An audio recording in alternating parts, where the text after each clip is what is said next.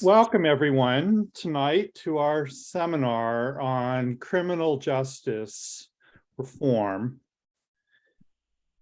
This seminar is one of many seminars that the council has sponsored as we educate the public about legislation on a wide variety of topics, which are coming before the 2023 New York State legislative session. You can view all the other seminars that have taken place on our website on the Ecumenical and Interfaith Advocacy page on our website at www.nyscoc.org. And I'd also like to lift up that there are several seminars coming up after this, including immigration on January 17th, global debt on January 19th. We're also holding our annual Ecumenical and Interfaith Advocacy Days, which will be held on February 27th and 28th, and will be in person in Albany and have a particular focus on housing and immigration. So tonight we're going to discuss the many dimensions of criminal justice reform. You will hear tonight a wide variety of perspectives about the many facets of criminal justice reform. And what I hope this conversation will do is enlarge your imagination about the multifaceted and non-simplistic approaches that are required to lessen crime, offer restoration, and increase public safety. You will also hear critiques tonight of simplistic approaches to dealing with public safety, like repealing bail laws or reversing raise the age or halt solitary or dialing back the less is more law. We are interested here in public safety and a path to restoration, and we are committed to finding data-driven solutions that work rather than getting caught up in the political winds that often beset this topic.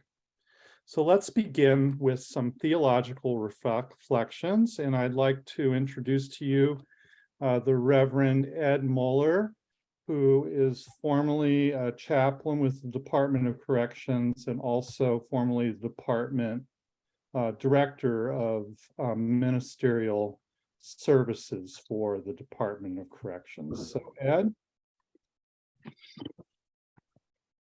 Okay, what I would like to do is I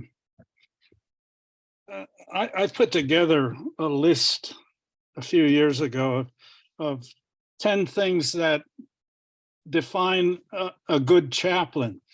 And I want to use that as a spin-off to talk about the prison situation in general. But by the way, one thing legislatively, this is a little off the subject that I'm going to be talking about. Here in Dutchess County, I live in Poughkeepsie.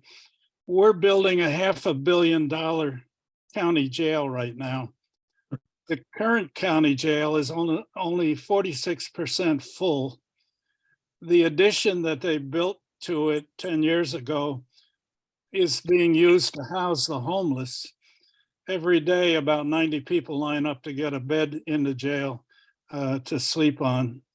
And then they have to, I think, be out by 9 in the morning. In Dutchess County, we probably have several thousand empty jail cells. Downstate Correctional has been closed. Beacon Correctional Facility for Women has been closed. The Greenhaven Annex has been closed. You know, if you add all these jail cells up, they're in the thousands. And here we're building a $500 million one.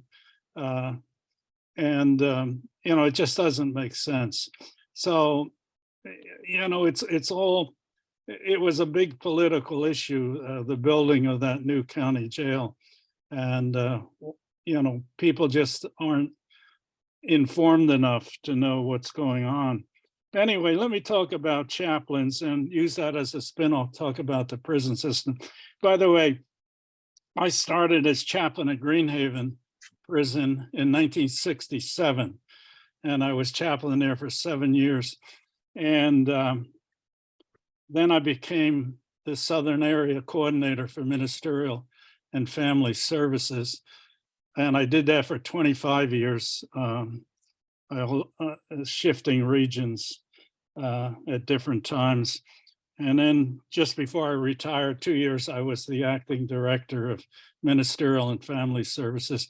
I also was sent to Wallkill to start the first family reunion program and wrote the policy for that program. And I was involved in that for several years.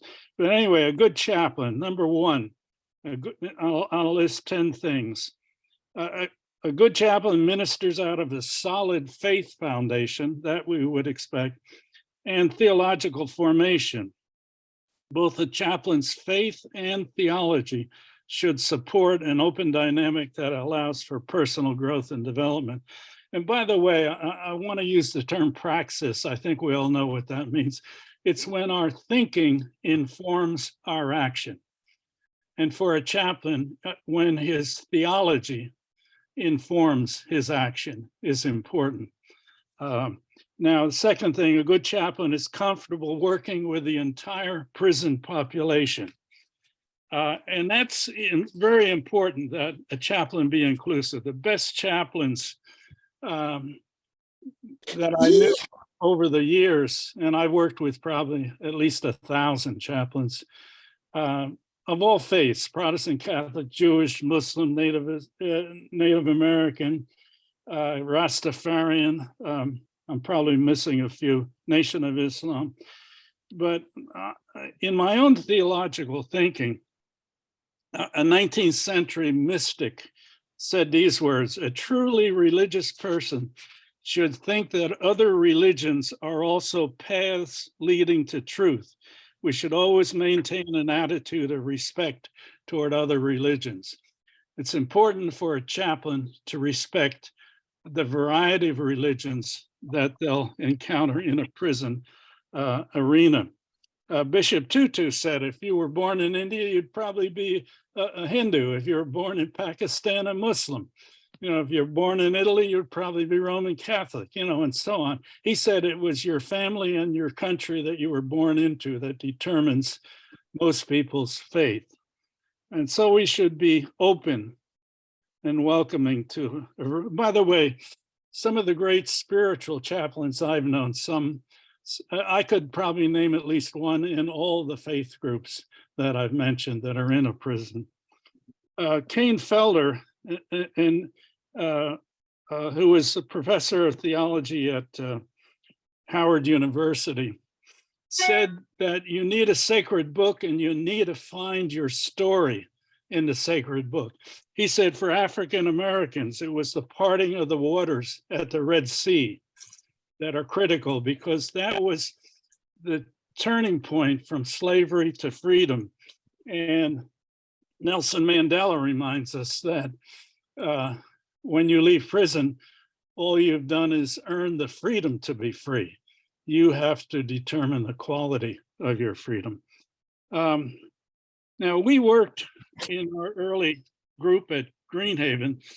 By the way, we brought in, the group was the Exodus group, the Exodus cadre, and we brought in clergy. We would have clergy seminars at least every other month. Every week when we met, there were at least 5 or 6 outside people, often clergy, often theologians. Dorothy Sola from Union Seminary, James Berglund from Union Seminary, Henry Nouwen came from Yale with his students, Jim Wallace, the founder of Sojourners, he came. Art Weiser he was the elder at the Bruderhof community. I could go on and on, Bishop Dietschy, Juan Genzel, the minister, and they all added to the theological discussion. And we used theological study papers that often related to prison, because most of the European theologians had been in prison during the World War II and at other times. And what I found was prisoners could do theology just as well. By the way, we had a large number of seminary students who came in. And so we created this arena where a lot of good theological thinking was taking place in a prison context. And one of the solid foundations that we developed was from the writing of I'm looking for my quote, Nikos Kazantzakis.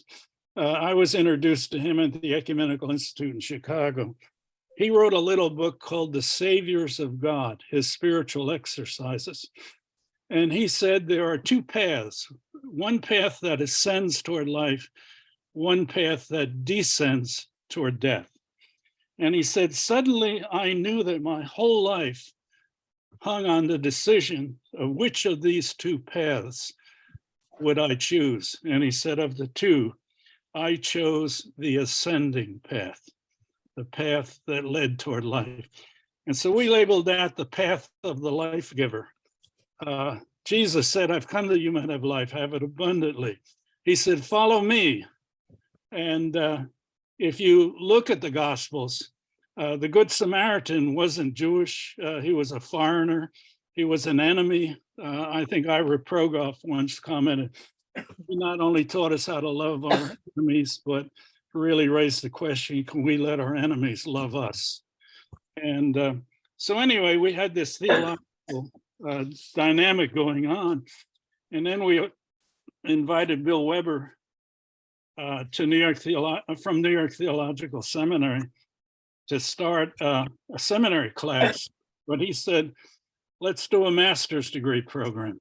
And so we set up a master's degree program at Sing Sing.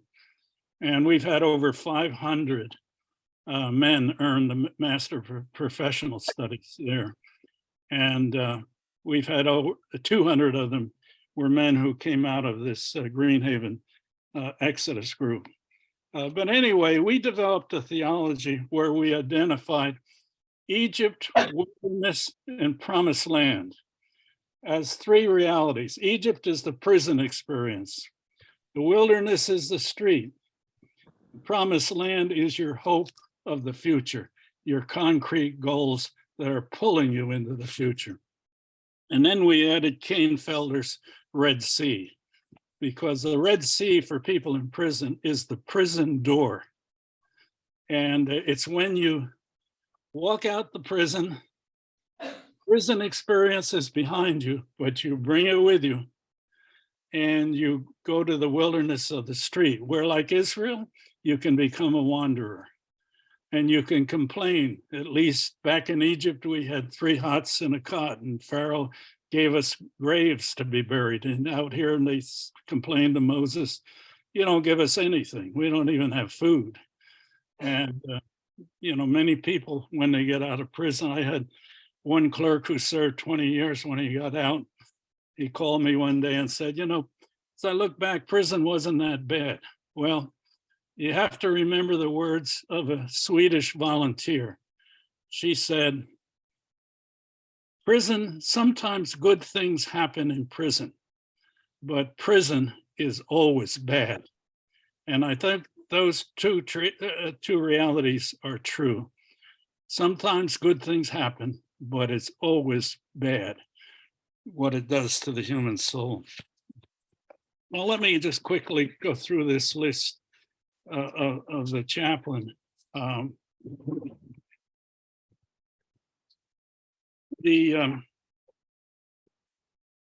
good chaplain is a walking chaplain. Whenever I would train chaplains, I would say, when you're a chaplain, keep walking. Walk through the yard, walk through the hospital, walk through the solitary confinement, walk through the school, walk through the industrial areas. Always, because when you walk anywhere in a prison, you encounter people who are have special needs, and they appreciate your visiting them where they work, where they study, where they have recreation. The visiting of a chaplain who walks through a visiting room is often highly thought of. A chaplain, number 4, should always understand the second mile factor. You should always do one more thing than you're required. Chaplains are required. You know, they could take a job and not have to think about anything, because what they're told they have to do would keep them busy probably all the time. But, you know, like if a death notice comes in and an incarcerated citizen mother died, you have to call them down and inform them. I found out that, you know, I told the chart office they had to call me whenever a call came in. If it was 11 o'clock at night, I found that if I went in at 11 o'clock at night, they would bring the incarcerated man down to the deputy warden's office, and I would get to use his phone, which meant I could call anybody I wanted. And so I would always give a phone call, and then I would say to the man, "Is there anyone else you want to talk to?" And I remember one man whose mother had died. He said, "You know, I'd love to talk to my grandmother, but I haven't talked to her in 20 years. I said, "Well, where does she live?" He said, "Detroit." So we called Detroit. Sure enough, information gave us her phone number. We called her and she answered, and they talked for over half hour. And it was like he had been given his life back. There are many other examples of the second mile factor. Number 5, a chaplain should be able to be clear about the avenues of hope, those things in the future that have a promise of a new life. Number 6, a chaplain should stay in touch with former prisoners. By the way, now they have outlawed that in the department. But most of the really effective chaplains still do it, because it's important to be in touch with the formerly incarcerated, because there are many stories of success. I could list dozens and dozens of them. We started a college program in 1969. One of the graduates actually ended up graduating from Yale Law School. In 2016, he was in the New York Times as one of the top 10 lawyers in all of New York City. People who are incarcerated need to hear stories like that. Suddenly it validates prison education, particularly higher education. 7, a good chaplain understands the importance of long-term goals and the power they have to pull a person into the future. You know, I could go on and on about the parole board looks at people and you are what you did, even if it was 40 years ago. You are not who you are not what you did, you are who you are. And often a really significant transformation has taken place. I could go on. A good chaplain understands symbolic power. A good chaplain is able to listen to a prison and the people in it. And the final thing is a good chaplain comes to work. Often chaplains burn out and they just don't come to work. And my group, my Exodus group, said you should add to that. Not only do they come to work, but they don't act like it is work, which is important. I could go on and on with a lot, but I'm sure I'm over time already, right, Peter? Yeah, I think so. Yeah, but this is really good. And Ed, I think we're gonna, have you circle back in the conversation if we can, but I think it's really helpful to lay out these perspectives about chaplaincy and what that can say to us theologically. So thank you. That's great. I'd like to now invite Keem Browder, who is the director of the Browder Foundation. Many of you know that Keem's brother, Khalif Browder, was really a victim of our bail system here in New York, and it was really his story that served as a catalyst for changing our bail laws. And I couldn't think of a better person to eloquently speak to these questions around criminal justice than Akeem. So Akeem. Hi, everyone. Good afternoon, well, good evening. Can everyone hear me well? Yeah. Awesome. I seen the topic in which, of course, criminal justice issues still plague not just New York, but every state across America. Injustice around the world is really just, I feel at its pinnacle, and I'm here to speak on injustice in the criminal justice system, if we even use that term, criminal justice, because realistically, I don't think I think that term is outdated, actually. What we really, the criminal system of incarceration, because there is no justice so far from what we can see, is a term that I think a lot of people have come into practice with using. If not, it's changed already, but I think it's changed because of everything, the work that you all have been doing in the name of justice and equity, at least because equity is above justice, or would be on the same plane. And in talking about that, anti-racism would have to play a part in it. Now, I will start off with I'm going to speak in three segments. On a personal point of view, whereas my family and myself, on a professional standpoint, where the Khalif Browder Foundation finds ourselves working with youth and young adults that are at risk of not just the criminal system of incarceration, but their mental health status. And then I'd like to speak on the behalf of what I've seen on a different side of professionalism, but in my educational experience working in this field of data and research. For one, as I said, I'm going to start on a professional level. My mother and my brother and myself have been directly impacted by the criminal system of incarceration, the mass incarceration system. And when it comes to racism in the system, of course, I think we would all agree that it needs to get flushed out.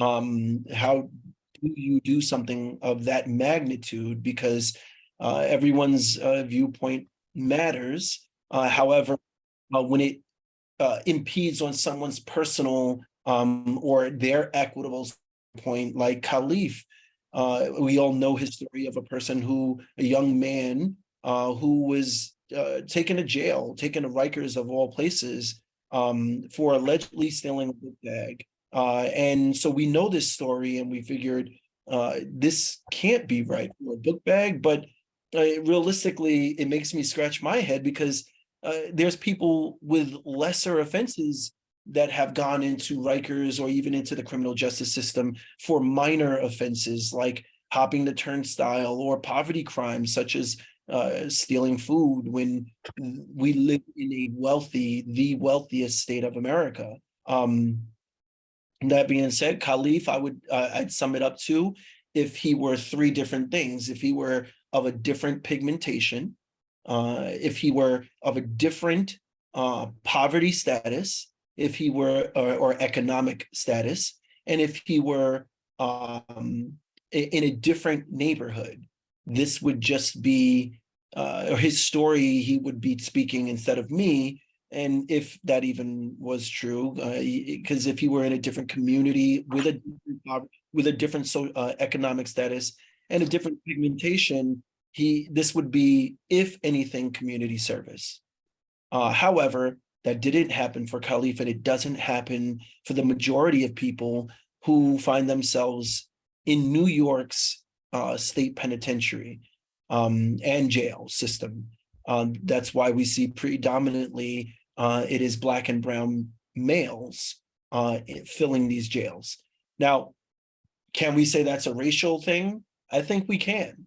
Our poverty, the poverty throughout New York happens to be in poor, disenfranchised communities where Black and brown people find themselves in the predominant sector. Now, of course, everyone a majority of people in New York are facing poverty at one point or another, but predominantly I'm talking about is where we find Black and brown people in these disenfranchised communities facing disenfranchisement when it comes to education, when it comes to food deserts, when it comes to being criminalized for things that other groups would more than likely get a tap on the wrist, if anything, if not even their parents, especially for a book bag situation.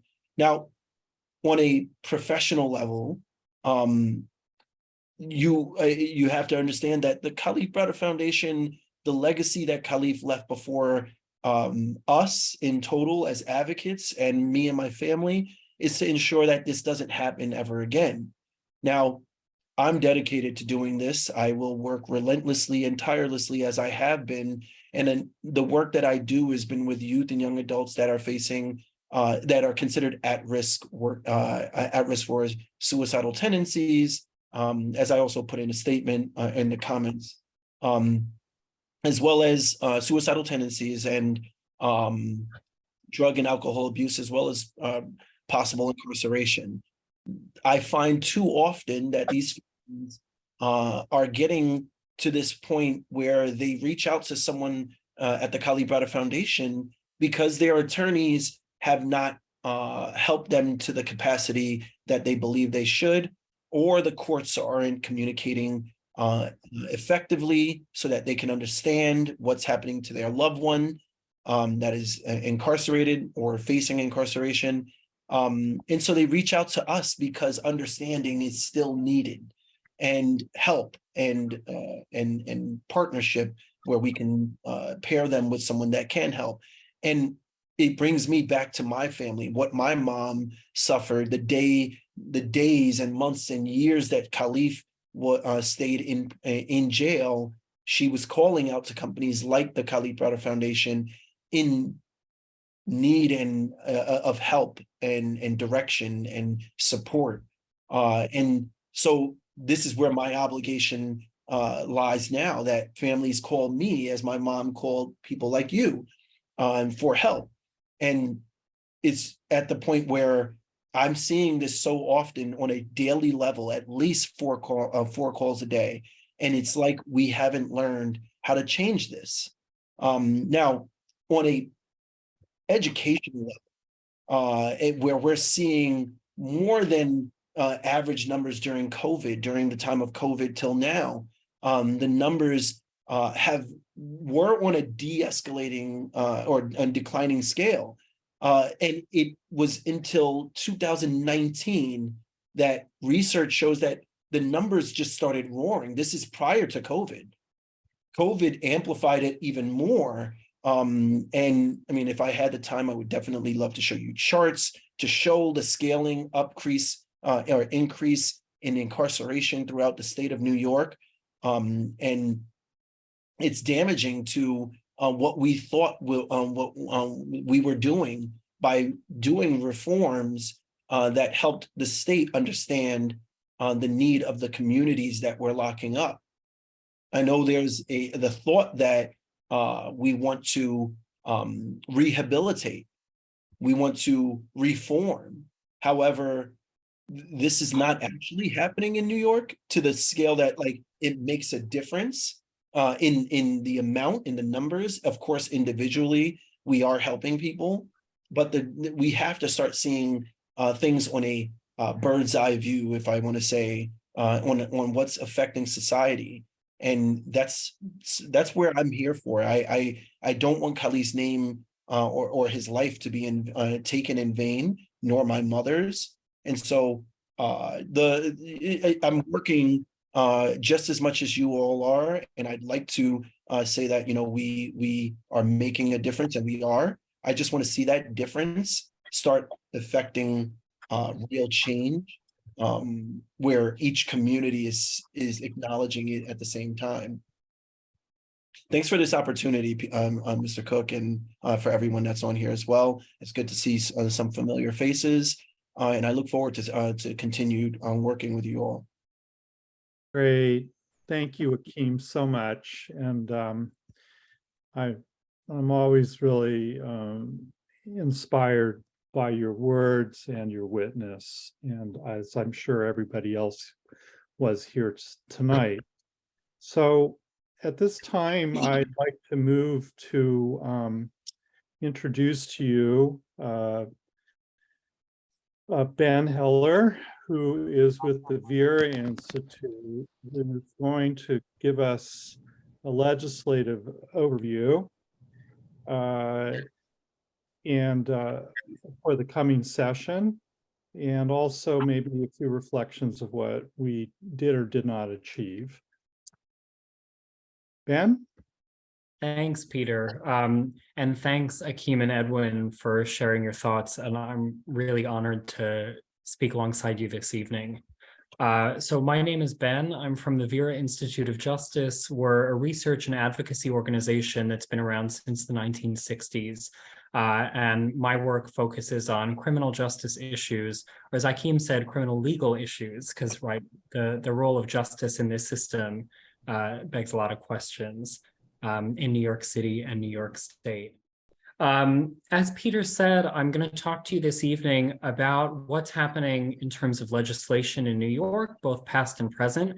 But I also want to step away from legislation for a few minutes at first and talk just about the conversation around public safety in New York and what it's looked like. And I think I don't need to tell all of you, you've all read the newspapers nationally and locally, that public safety has been a huge topic. And what we've seen is that there is a lot of fear mongering, there are a lot of scare tactics, and there's very little focus on what actually works when it comes to delivering safety and delivering justice, which are two concepts that are often pit against each other, that we can have safety or justice, that we need to choose. And that's not really true. But when we talk about legislation, when we talk about public safety, when we talk about bail reform or any progressive reform, I think it's important that we take a step back and first recognize how people are feeling right now. And a lot of people around New York State are feeling scared because they read a lot of these headlines, they hear a lot of these anecdotes, they don't know what to make of it. And so as we talk about legislation and how to move forward with progressive reforms, I think it's important that we remember we need to meet people where they are, acknowledge that everyone in New York has the right to feel safe, and right now a lot of people don't, but then insist, for the sake of the communities we live in and the communities we care about, that we focus on the evidence and we focus on what actually works. Because when we blame the wrong problems, when we blame bail reform or discovery reform, or raise the age or any progressive reform, when we blame the wrong problems, we find the wrong solutions. And I'm sure everyone on this call is committed to finding the solutions that will actually deliver safety for our communities. So I want to talk about what the original bail reform laws in 2019 did. And there are really three big categories of changes. So first is they eliminated the use of bail and pretrial incarceration for most low-level charges. So that's things like shoplifting. So for low-level charges, judges wouldn't be able to set bail and keep people in jail. They would have to release people back to their communities. And I'll talk more about the sort of harmful impact of pretrial detention, but that's a good thing, right? We want to move away from a system where people are locked up because they're too poor to buy their freedom. And so that is what the 2019 reforms were all about. The second thing the reforms did is they require judges to consider a person's financial circumstances when setting bail. And, this is something that even in her first interview with the New York Times, after she became governor, Governor Hochul said there are two New Yorkers, one's rich, one's poor. They're accused of the same crime. One's going home that day and the other is staying locked up. And bail is not supposed to be about if you have money, you get out, and if you don't, you're stuck. So requiring judges to consider a person's financial circumstances was a way to make sure that bail was affordable for everyone, so no one was stuck behind bars because they couldn't afford it. The third thing the reforms did, and I want to be clear about this because there's a lot of misinformation floating around, is they still allow judges to set bail or actually remand someone, which is keep them behind bars for more serious charges, including guns. So in a nutshell, that's what the initial reforms did. And the backlash was very swift. So even before bail reform was implemented in 2020, there was a lot of media coverage talking about how bail reform was the problem. And if you stack the COVID pandemic on top of that, bail reform has become a really convenient scapegoat for rising crime, which has happened across the country, both in places that implemented progressive reform and in places that didn't. And so the fact that even before the laws were implemented, there was a ton of media coverage blaming bail reform makes very clear that this conversation has never really been about the evidence. It's been about finding a convenient way to explain why crime has gone up. And that is really unfortunate. And as a result, many New Yorkers are skeptical of bail reform, but they don't have all the facts. And as I said earlier, how people feel is how they feel. And, we at the Vera Institute, and I hope all of you, believe that facts are important and the evidence is important, but also sometimes it just takes some simple clarifications that a lot of people at a baseline don't fully understand what bail even is, but they think because of the headlines that bail reform is the problem. We've gone around the state talking to people. I'm sure you all are talking to your communities as well. And we found it really important to start by saying what bail is, which, bail is not supposed to punish people before the fact, right? They're presumed innocent, they're awaiting trial. The bail decision is supposed to be a way to make sure that people show up to court again. It's a commitment mechanism. So you pay money, you get to go, and then you get that money back when you show up to court again. And it's imposed at the very beginning of a case. So the person is still presumed innocent and the judge doesn't have all the facts in front of them. It happens at an arraignment hearing. It's a few minutes long, when the judge decides whether or not someone has bail set. And it's one of a menu of options that the judge has at their fingertips. So they can set bail, they can release someone, or they can release someone with conditions. They can release them to a supervised release program, or they can create other conditions of that release. So judges have a lot of decisions that they can make. They have a lot of discretion, but this bail decision happens very, very early on in the case. And we found that even once we talk about bail in that way and explain, people are still presumed innocent. This is just a way to make sure that someone shows up to court. And again, we want to treat people equally regardless of their access to wealth. Then New Yorkers start to understand that actually bail reform might not be the cause of all evil that so many people think it is because of these misleading headlines. And a lot of New Yorkers as well don't understand bail's harmful impact, particularly on New York's communities of color. So there is tons of research out there showing that even one night in jail while someone awaits trial significantly increases the likelihood that they'll be arrested. And that makes logical sense, right? Because we know that instability is what leads to crime. And when someone is sent to jail, they have bail set and they're stuck behind bars, it means they can't return to their families. So they can lose custody of their kids, they can lose their job, they can lose their home. And all of that increases the instability that makes crime more likely. And in practice, because bail falls on the shoulders of people who can't afford to pay, it disproportionately harms Black, brown, and poor New Yorkers.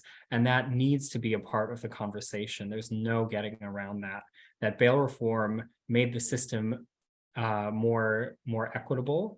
And that as we've chipped away at bail reform, it's had more and more of a harmful impact, particularly on New Yorkers of color.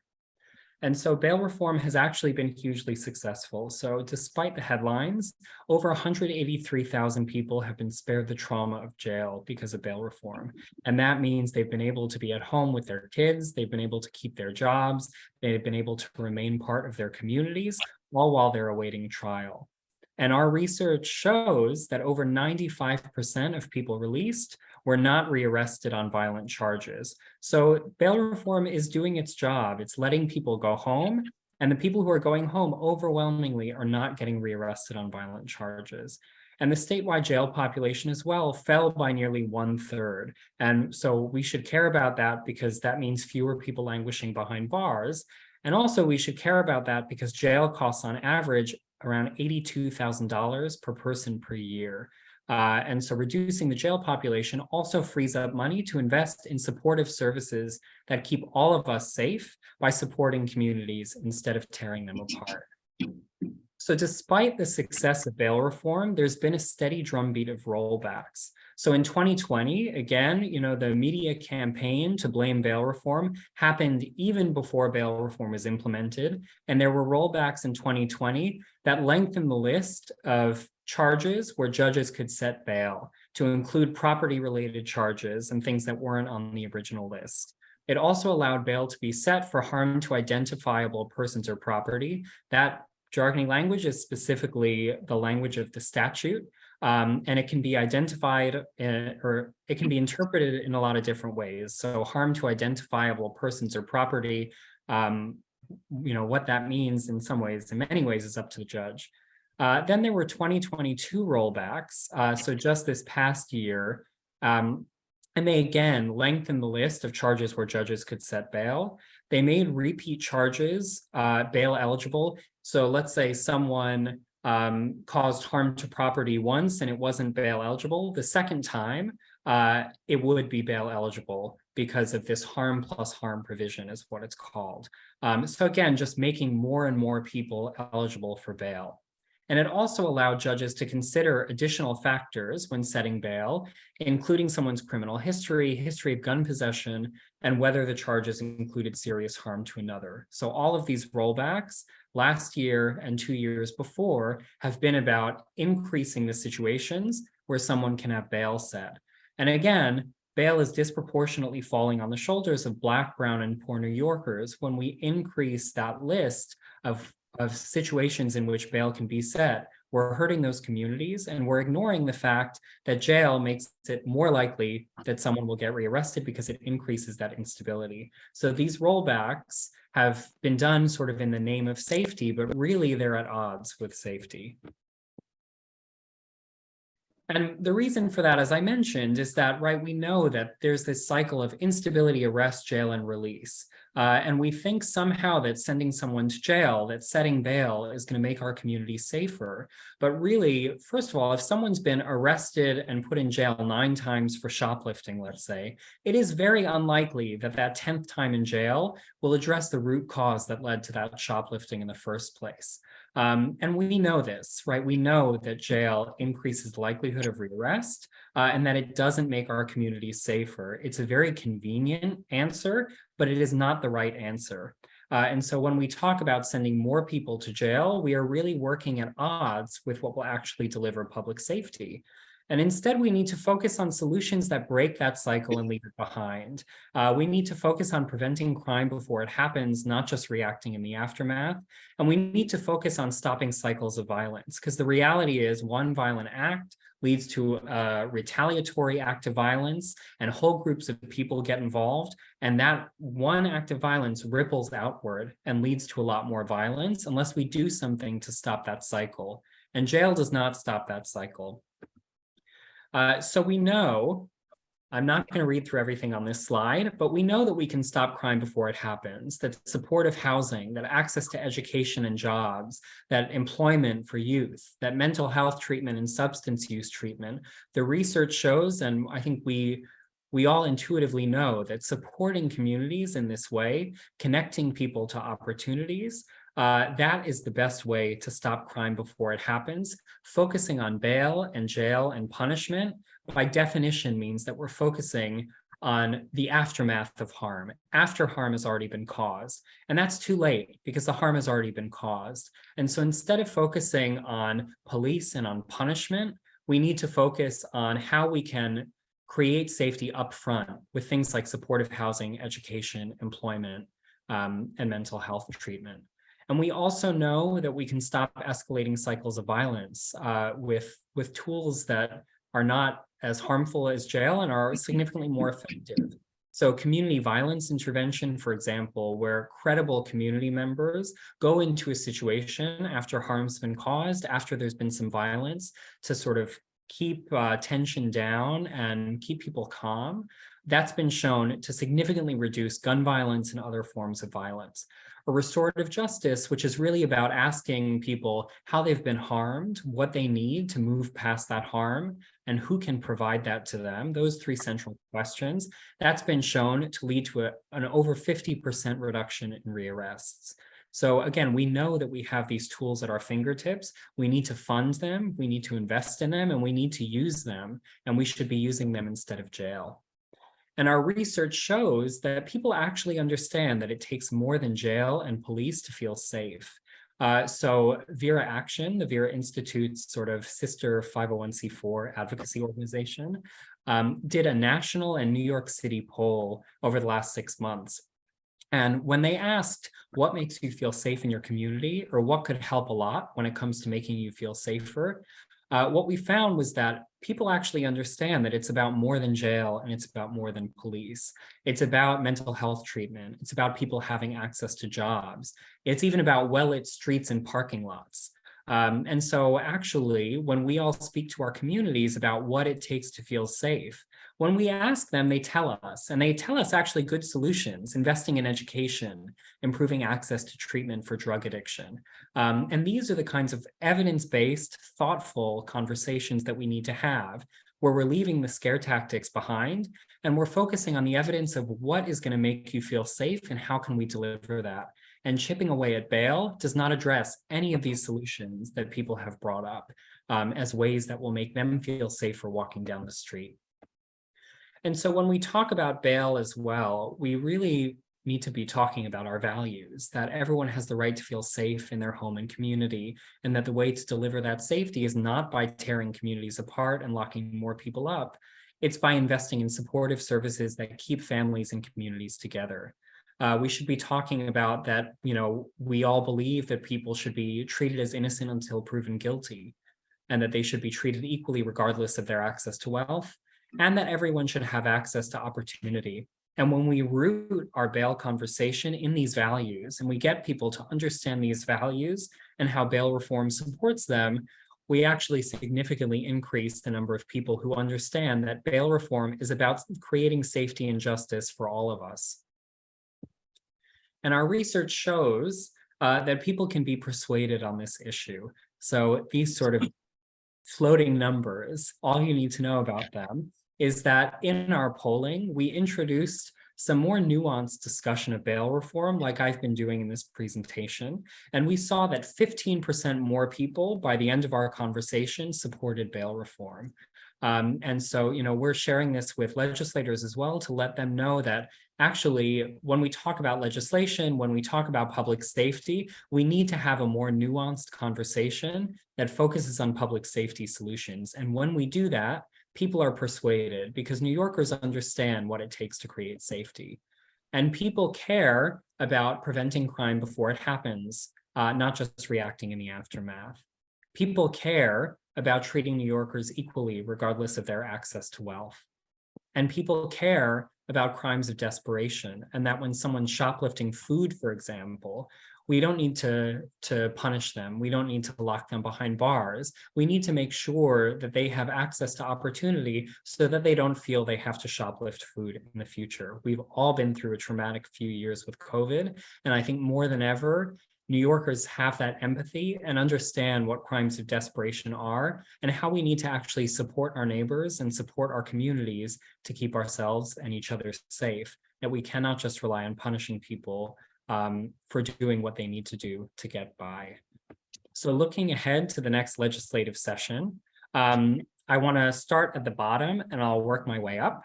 So, bail reform, we saw that Governor Hochul was trying to put bail reform on the agenda for an emergent or for the most recent session where they were talking about increasing salary for elected officials.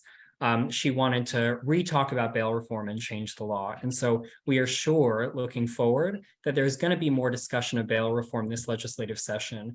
And our hope is that it will be more nuanced and it will focus not on scaring people into being afraid of bail reform, but having a real conversation about bail does not make our communities safer. Investing in our communities makes our communities safer. And when it comes to tweaks to bail reform, two things that we're keeping an eye on. The first is this dangerousness standard, which has been all over the news, people throwing around this phrase dangerousness standard, which is basically saying that a judge can consider whether someone's dangerous, and they can use that alone, no matter what the person is accused of, that dangerousness idea to set bail and keep someone behind bars. And, as I said earlier, when we blame the wrong problems, we find the wrong solutions. New Jersey, just across the Hudson River, implemented a dangerousness standard, and their rearrest rate is actually higher than New York's. So I think the dangerousness standard is not the sort of quick fix that people think it is, and it really is a solution to the wrong problem. Dangerousness is not the issue in New York. It really is about supporting people and supporting communities. And the other is this idea of currently the law says that judges must consider the least restrictive means of making sure someone shows up to court, and taking that language away so that judges can consider the harshest way of making sure someone shows up to court is very likely to result in more people being kept behind bars, which is at odds with what we think delivers safety. So, we don't have a crystal ball and don't know what's going to happen this session, but we feel relatively sure that tweaks to bail reform are going to be on the table again. And we at the Vera Institute, and I hope all of you, will be insisting that tweaking bail reform is answering the wrong question, and it is not delivering the safety solutions that New York needs. I think other people are going to talk about a lot of these other issues, but there's treatment, not jails, which is expanding alternatives to incarceration for people with mental health needs. So we're hoping that that will pass in the legislature and become law. Sentencing reform, which is about making sure that we're not over-sentencing people, that we have very long sentences in New York. And so through eliminating mandatory minimums, having judges take a second look at how people have been sentenced and looking at those sentence lengths, and then earn time credit to make sure that people are earning time off their sentence for good behavior while they're incarcerated. That's sentencing reform. Parole reform, I think someone else will talk about as well, but in essence, that's about making sure that parole is doing its job, which is releasing people when they're eligible for parole and evaluating people for who they are now, not who they were 20, 30, 40 years ago, as Edwin was saying. Clean slate as well is about automatically clearing conviction records after a set number of years, which I believe is 3 years for a misdemeanor and 7 years for a felony conviction. Though I'm sure others on the call will have the most up-to-date information on clean slate. But that's about making sure that the mark of a criminal record isn't following someone for the rest of their life. And clean slate would make it easier for people to find housing, find jobs, and again, increase that stability that people have on their release to be the kind of community members that we all want them to be. And the last is right at the top, investing in solutions that prevent crime and deliver safety. And so by that, I mean that, when a lot of people critique bail reform, what they're actually critiquing, which is fair, is that we need more investment in solutions. That if we say we're not keeping you behind bars, we're returning you to your community, we need to make sure that there are supportive services for those people awaiting trial in their community. So pretrial services and other community-based programs that support them with access to counseling if they need it, or drug treatment if they need it, access to education and jobs training if they need it. And what we are going into legislative session hoping for, New York City spends about $72 million on pretrial services. New York State spends a fraction of that. And so we're hoping to increase funding for pretrial services and other community-based programs so that when we release people back to their communities, we're setting them and their communities up for success by making sure that we're supporting them. So that's all I have.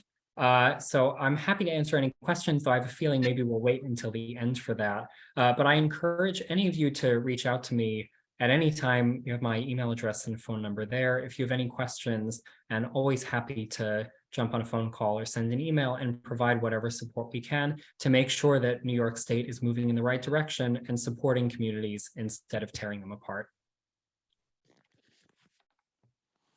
Thank you so much, Ben, for that very comprehensive but concise overview. I'm very grateful for you to frame that in such a thoughtful way. And I wanted to just segue a little bit. I'm just going to build a little bit on what Ed Mueller was doing earlier with regards to chaplains. I'm just going to take a couple minutes to speak to this question, and then we're going to talk about the less is more bill. But as Ed so eloquently told us, chaplains are there to offer hope. And some might ask, well, why am I talking about chaplains? Well, some might know that the New York State Council of Churches is charged with certifying and supporting chaplains in the state prison system. And you can't be a chaplain unless you are certified by us, a Protestant chaplain, that is. Every other religious body has their own certifying process, but you can't be interviewed by docs until you as a chaplain meet a set of criteria about your competence, your training, and your credentials to do some really exceptionally hard work. As Ed said, chaplains are there to offer hope and do whatever they can to aid the process of restoration and rehabilitation for the incarcerated.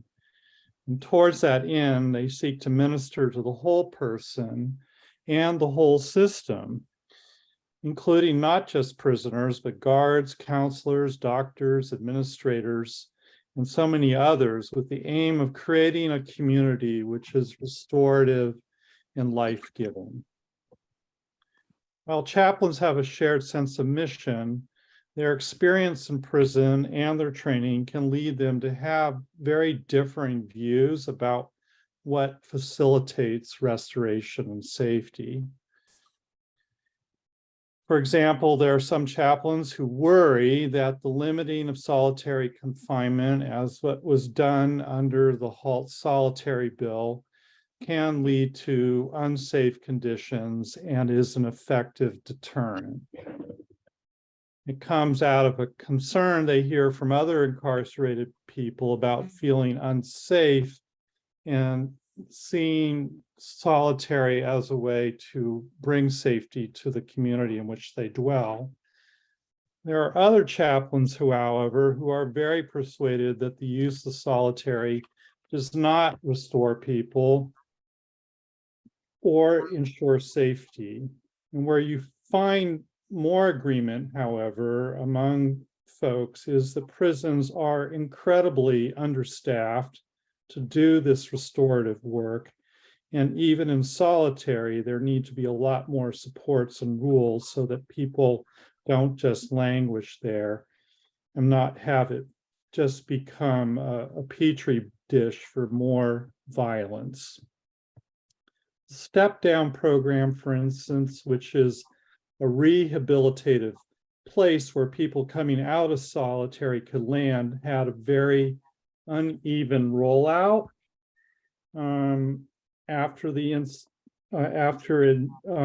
institution of the HALT solitary law. And that's because there was not adequate staffing with the professionals that were required to do this. And sometimes there's also a really strong difference of opinion among guards and chaplains about embracing the rehabilitative mission of docs, with some having a more punishment mindset. Many chaplains, for instance, complain about a doc's plan to wire and videotape chaplains as they counsel residents in their offices, which they believe really creates a climate of that's not safe. And chaplains will also talk about the need for personnel to have much more training and support than they receive from docs. And some doctors and counselors and docs complain that the prison has really become a mental health hospital without adequate resources to treat mental illness. And a lot of people need treatment in non-incarcerated settings and not in prison. And there are also reentry counselors who work very hard but express frustration that as hard as they try, it's really challenging to find housing and other supports so that they have places that they can send people to and that the people in their care will not recidivate. So finally, I just want to say that chaplains are often reluctant to speak publicly about their challenges, especially in a highly charged political environment in which we work when it comes to the criminal justice system. I think, however, chaplains can offer thoughtful and nuanced perspectives which can help to bridge divides. Okay, at this time, I'm going to invite Yona Zeitz to speak on the implementation of less is more.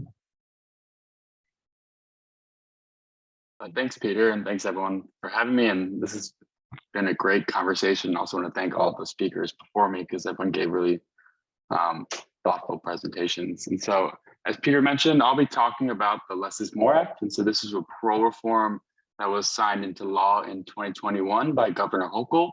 And it was actually the first big criminal justice reform bill that Governor Hochul signed as governor. But I'll backtrack a bit just to provide some context about Less is More and the work we're doing, because I think it intertwines with a lot of what Ben was talking about around bail reform. And so CATAL, as an organization, one of our founding campaigns was the campaign to close the Rikers Island jail complex in 2016 and 2017. And one thing that we knew that was necessary in order to close Rikers and also to help close other jail complexes across the state was that there was needed to be a lot of state level reforms. And so a lot of it is what we talked about. So in order to close Rikers and to shutter jails across the state, New York needed to pass robust bail reforms. And that was what Ben went over in his presentation. And New York did that in 2019. New York passed a robust pretrial package of bail, but also passed laws around speedy trial and discovery that also helped reduce the pretrial jail populations. And then after that happened, well, we knew that there were other areas that Albany could address to help decrease the jail populations across the state. And one of them in particular was the number of people being incarcerated every year for technical violations of parole. And so prior to Less is More getting passed in 2021, New York had the unfortunate distinction of imprisoning more people for non-criminal technical violations, like missing a curfew, failing an alcohol or drug test, than any other state in the entire nation. And ours was actually 6 times the national average. And the unfortunate reality was about 1/3 of all prison admissions in New York were not people going in for new crimes or any new criminal offenses, but they were going in for these minor technical infractions, and they were getting tripped up by the parole system. And it was creating a cycle of people being incarcerated, people being released on parole, and then being sent back to prison. And as we were just talking about in the previous presentations, getting re-incarcerated, particularly after you've already been inside and you've gotten home, you started to build stability in your life, is like the worst thing that can happen for your reentry process, because then you have to restart all over again. So any housing you got that's gone, you got to get it again. And each time you do that, it gets harder and harder to get that housing again. Same thing with employment as well. And so we knew this was a very serious issue, and it wasn't just impacting New York City, it was impacting people all across the state. And it was really driving up the jail and prison populations across the state. And it would be remiss to say that this is also very much marked with stark racial and ethnic disparities. So Black and Latinx people were locked up at disproportionate rates for technical violations.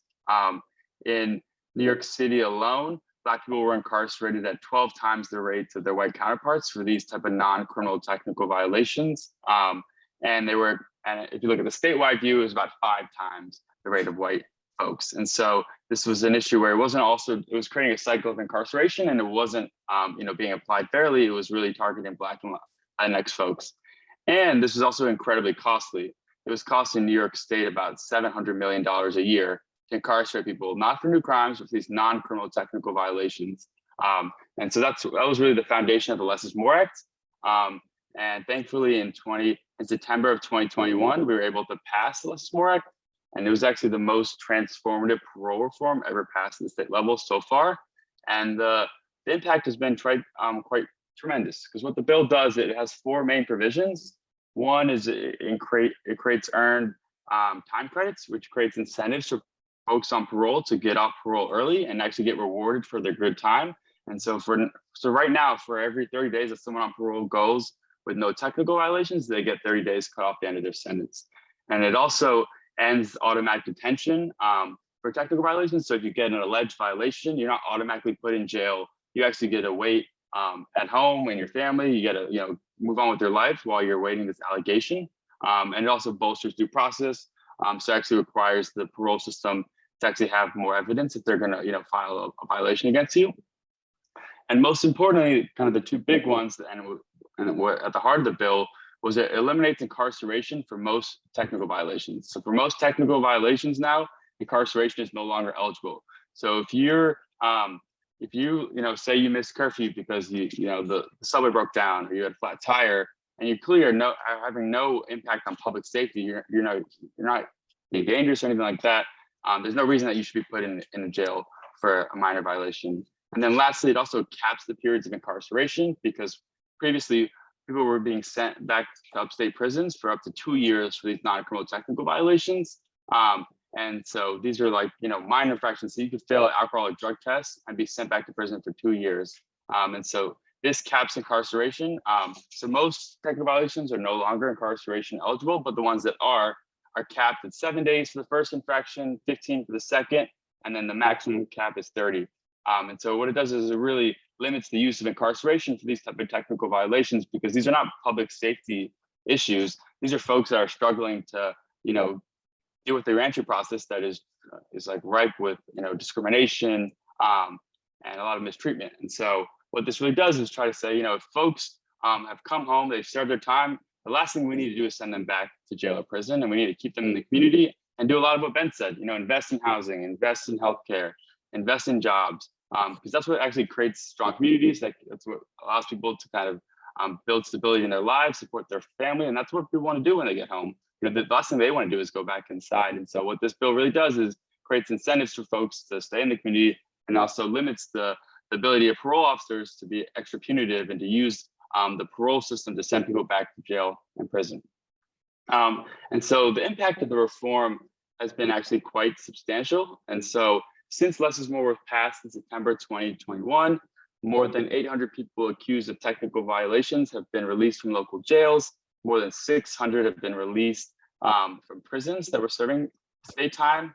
But then the real big impact has actually been at the local jail level. So the number of people detained in local jails for technical violations has decreased by more than 87% across the state. So these were all folks that were either waiting a hearing for an alleged violation or were serving a sentence for a minor technical violation. And so it has really reduced the jail population across the state.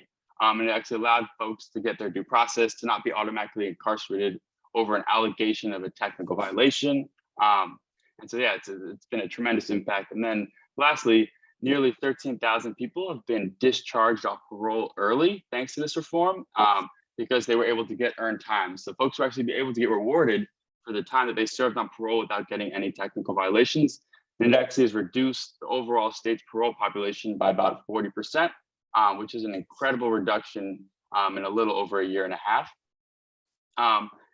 And so this is not only impacting the 30,000 people on parole, but it's also impacting all their friends, their families, that now get to have their loved ones not have this shadow over their head that they could be reincarcerated at any moment for a technical violation. And so folks are able to get reunited with their families, or they're able to see family members in in different states, out of the country, without having to request a parole officer to approve it, and then it gets denied, and then you have to kind of cancel all your family plans and all this stuff. And so we've heard tons of stories, even in the last holiday season, of a lot of folks that were able to see family members for the first time, and that they weren't able to see while they were on parole. And so this reform has had a tremendous impact. But unfortunately, and what we've seen in New York over the last couple of years is that even after we pass these really, needed and common sense criminal justice reforms, there's always the potential that they'll get rolled back and watered down and reduced. And so that's why I'm here today to talk about less is more, because unfortunately, as the attacks around public safety and bail really picked up in the election season, and even quite a little bit before that, less is more started getting thrown into the arena with bail as things that needed to be amended or rolled back. And it was really particularly the right and the Republicans that really used it as an attack tool for Governor Hochul, because this was the one bill that she actually had signed and was really in support of. And so they really tried to attack this bill as much as they possibly could. And as Ben highlighted, a lot of the attacks were done in like short news articles that actually didn't have any context about the reform or the bill. And there was several times where less is more was blamed for something that happened, when in fact it actually had nothing to do with less is more, and it was actually a completely different issue within the criminal legal system. But it was very easy to try to connect less is more to the governor as a political stunt, around the election season. And so we know that the Republicans, unfortunately, gained a lot of footing around this issue, and they're going to continue to, spearhead this fight against rolling back criminal justice reforms in the upcoming legislative session. And so we're going to be working diligently to make sure that less is more is protected, and that the positive impacts of this reform get felt by people on parole, people that are currently in prison that will be on parole and that deserve to be able to be released and not have the fear of reincarceration held over them, and not have to feel like they're walking on eggshells because at any moment they could miss a train, and that could lead to them being sent back to jail or prison. And it puts them at an unfortunate disadvantage, because everyone is late for things in their life, and no one should be put at an incredibly high standard where being late could lead to automatic reincarceration. And so we're going to be working really hard with groups in this call, groups across the state, to make sure that Governor Hochul and the legislative leaders continue to support less is more, continue to talk about its positive impact, because this is a reform that has had an immense impact. And Peter, I'll wrap up soon. I know I might be going a bit over, but the other thing I'll say about less is more, and the uniqueness about this bill and this campaign, is that it wasn't just reformers and advocates and folks like that were in support of this campaign, but it was also district attorneys and sheriffs and law enforcement officials across the state that also saw this as a common sense reform, and saw that it provides no public safety incentive to put people in jails or prisons. Oh, and like I was saying, so this is common sense reform, and so we'll continue to work to support it. And we'll be doing events and sharing reports about the impact of the reform. And I'll post in the chat the most recent implementation report that we put out that really highlights a lot of the successes that I named. But one thing that I think we all need to learn from what happened with bail reform is that it's really vital that once we pass these really transformative criminal justice reforms, we continue to make sure that we protect them, and that we make sure to meet with elected officials, meet with the folks in the governor's office, and make sure that they understand how positive these reforms are being, and that they don't get discouraged by some of the misinformation and the racialized fear mongering that we see in the news, and they actually listen to the facts, and they actually understand what's happening and the positive impact that's happening for folks on the ground. So I'll post my contact information in the chat if folks have any questions about less is more, or if folks know of any individuals that have been positively impacted by this reform and they'd like to share their story. I'd be happy to get you connected with some of our organizers that we do these positive story pieces about what's happening with this reform, just provide that human impact piece. And yeah, thanks so much for your time, and thanks for having me. Hey, Yona, thank you so much, and appreciate all your good work on less is more, and also just in your capacity as Director of Advocacy for Cattell Institute, which has done many other kinds of reforms around criminal justice. both in New York and Connecticut, by the way. All right, I'm gonna move things around a little bit, and I'm gonna invite, I'm gonna have Julie Davis from Raise the Age speak, but I'm first going to, before Julia speaks, I'm gonna invite Ronnie Minter, if she could, from Freedom Unshackled, to speak to the question of prison wages, independent investigations for sexual assault provisions in docs, and also pardon and clemency reform. And Ronnie, if you could try to do this in about 10 minutes, that would be great. I will do my best. Good evening, everyone. I'm Ronnie Minter from the Freedom Unshackled Coalition and Sisters Healing Old Wounds. And I'm going to hit on the 3 topics that Peter just talked about. And I'm going to start with the wages campaign. The Freedom Unshackled Coalition has partnered with the 13th Forward Coalition. And what we're looking at there is how the 13th Amendment ended chattel slavery, but with an insidious exception. This exception is as a punishment for crime. This loophole has allowed New York to build prison systems so dependent on human exploitation and degradation that is akin to the modern day slavery, much as Michelle Alexander speaks of in the new Jim Crow book. What we are seeing is that men and women in correctional facilities, both state and county and city facilities, are working for 0 to very low wages, 10 cents being the average wage for jobs such as asbestos removal, lead removal, Corecraft Industries is a multi-million-dollar business. So I want to give you a little stats on some of this. In New York, between 2010 and 2020, New York Prison Manufacturing Enterprise Corecraft sold over 545 million worth of goods and services. New York State made millions while incarcerated workers cleaned up hazardous materials. $7.5 million were gained for New York State with incarcerated workers in hazardous jobs, including asbestos, lead-based paint, and mold removal. 1 out of 3 families support incarcerated individuals, and is more heavy on women. Women typically have less support, family support, than their male counterparts. So this is seriously impacting the forgotten population of women.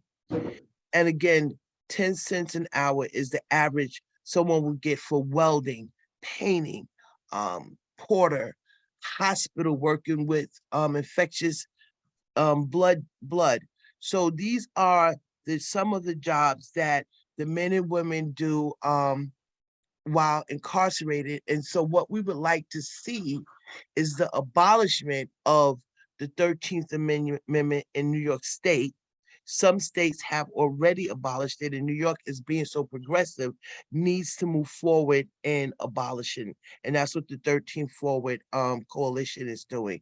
So when we also look at the wages that men and women receive while incarcerated for the jobs that they perform, they are still given $40 in a bus ticket. So men and women have no ability to save, and some of those wages get garnished if they have court fees or any other kind of fee. So when they get released, the state is giving them $40 and a bus ticket to get from point A to point B. And if you're leaving from somewhere like Albion or Attica and you're going to Long Island, you're almost broke by the time you hit Manhattan. So you don't have the ability to save, you don't have the ability to get home, yet back to this parole, they expect you to seek and maintain employment. They expect you to make your first parole visit, and they expect you to do everything that you need to do. And then we could tie it back to less is more on how people were getting violated when from the gate going home, it was a setup situation for them to return. So this all ties in together when we look at the wages. And there's really no reason why they cannot raise some of these wages and also at the same time abolish the 13th Amendment. That needs to go.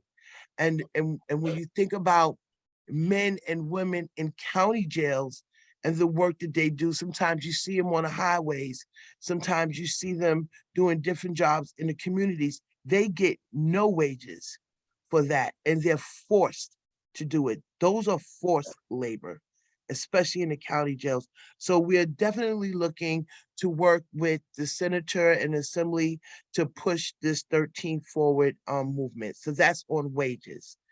When we talk about sexual assaults, we're working very closely, the Freedom Unshackled Coalition is working very closely with Senator Salazar's office, and she's really pushing and doing a lot of hearings. She just did a hearing 2 weeks ago, and she did one last year, the beginning of the year, to start looking at sexual assaults within a correctional facility. The problem that they're having is DOCS is policing DOCS. The Department of Corrections is investigating itself on these sexual assaults. And when you think about the nepotism that goes on in a correctional facility, and for example, in Albion, if a woman was to have an issue with one of the officers in the facility and she puts in a complaint to the depth of security, the depth of security is that officer's brother. So who can they run to for help? So what we're trying to do is get an independent group of individuals who can oversee and at least receive these complaints so that they can be looked at. The hearing that that they had with Senator Salazar said on that hearing, the Department of Corrections, the commissioner stated that they have the PREA is in place and that they are actively working on and have reduced the number of incidences, and they're not getting as many reports as people are saying they are. Well, if the superintendent's wife, if the superintendent's husband is one of the commissioners of PREA, what do you really expect to happen? So that's what's happening in Bedford. The superintendent of Bedford, her husband is one of the commissioners of the PREA, and that's the Prison Rape Elimination Act. So this is the things that we're trying to work with the senator's office to try to eliminate DOCS, governing DOCS in terms of sexual assault. The good thing, the smart thing that I think Senator Salazar is doing with this bill is she's also including sexual assaults against officers, against the correctional staff. So with her including this in her bill, I feel that it will be able to be pushed just a little bit further. And this is not just limited to incarcerated women. I want to be clear on that. Incarcerated men are sexually assaulted in facilities also. So we want to make sure that if you guys hear about it, support Senator Salazar in his next upcoming session around the sexual assault. The next thing I want to talk about is clemency. Clemency is something that is very important to the Freedom Unshackled Coalition. That is our foundation for our coalition. That's what we came together for. There are thousands of clemency applications on the governor's desk. We started addressing this under Cuomo. I spoke to men and women at the prisoners' legal defense attorneys here in Albany, and he stated that he gets about 200 letters per day asking for legal assistance with their clemency applications. Typically, what they are doing, the governors are doing, is they give out a clemency during the Christmas season, the holiday season between December and January 1st, the end of December, January 1st. We're asking that they do these clemencies more often throughout the year. There is no set standard. The governor has the the ability, it is her executive power to do a clemency right now while we're speaking. And what they do is they got locked into this week between the Christmas holiday and New Year's, and they consistently do it. So we're looking to see if Governor Hochul will stand on her word and have more clemencies throughout the year. And typically what they do with clemencies is you have your pardons under executive clemency and you have your time commutations.